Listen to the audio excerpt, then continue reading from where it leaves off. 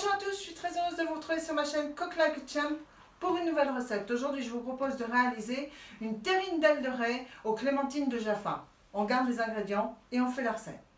Une belle aile de raie, 4 clémentines de Jaffa, 1 kg de petits pois, du sel, du poivre, 2 g d'agar-agar, quelques feuilles de basilic et un petit sachet de fumée de poisson ou de bouillon de poisson pour cuire votre raie seront nos ingrédients pour cette recette. C'est parti, on y va. Dans une poêle dans laquelle vous avez mis votre fumée de poisson, vous allez poser votre raie.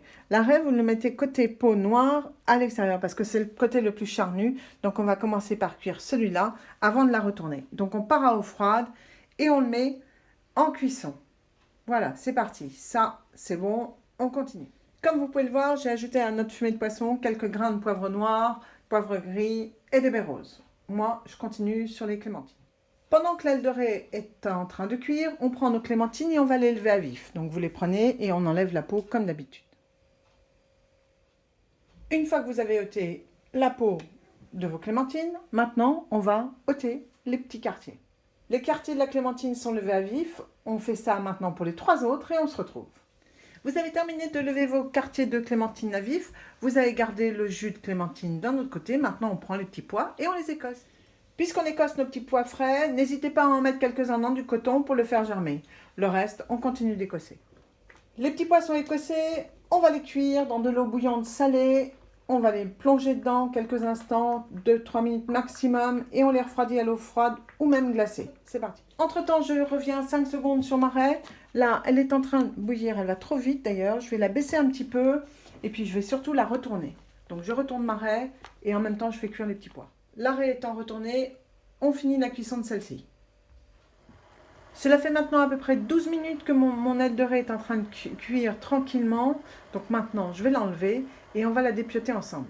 Maintenant que nous avons sorti notre aile de raie de son bouillon, eh bien, avec un couteau, on va tranquillement enlever cette peau noire pour y dégager tout le blanc, toute la chair blanche. C'est parti.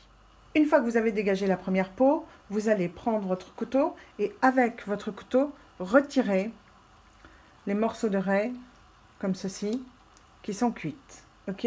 On fait ça et on laisse l'aile de raie sans son arrêt. Nous avons donc récupéré dans l'assiette toute la partie charnue de l'aile de raie. Maintenant, on la retourne et on fait exactement la même chose, c'est-à-dire qu'on va enlever la petite peau blanche et on va garder que la chair.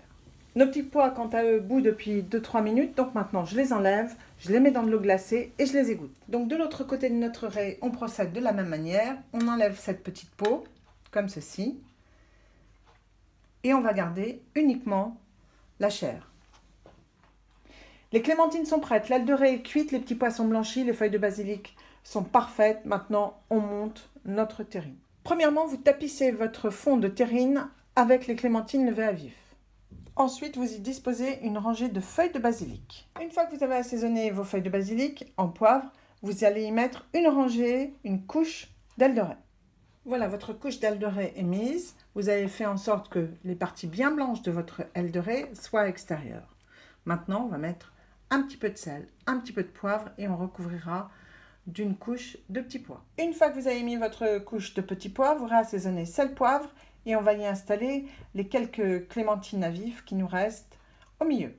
Une fois que vos petits pois ont été recouverts du reste de vos clémentines, eh bien vous prenez le reste de votre aile de raie et vous mettez dans votre terrine. Et pour terminer cette terrine, vous pouvez mettre à nouveau des feuilles de basilic tout du long de celle-ci. Comme cela. Bien, comme vous avez vu, la terrine, l'aile de raie est assez gluante, donc assez gélatineuse elle-même, mais j'ai peur que si on la laisse comme ça, sans mettre un peu de gélatine ou d'agar-agar, quand vous allez la couper, vos petits pois vont partir en vrille. Donc on va prendre le jus de clémentine, on va le faire bouillir et on va y mettre un tout petit peu, vraiment un tout petit peu d'agar-agar, et pour pouvoir recouvrir la terrine afin qu'elle tienne vraiment bien. C'est parti. Le jus de clémentine est en train de bouillir, on y met la moitié d'un gramme d'agar-agar, on remue, on refait bouillir et ensuite on le verse sur la terrine.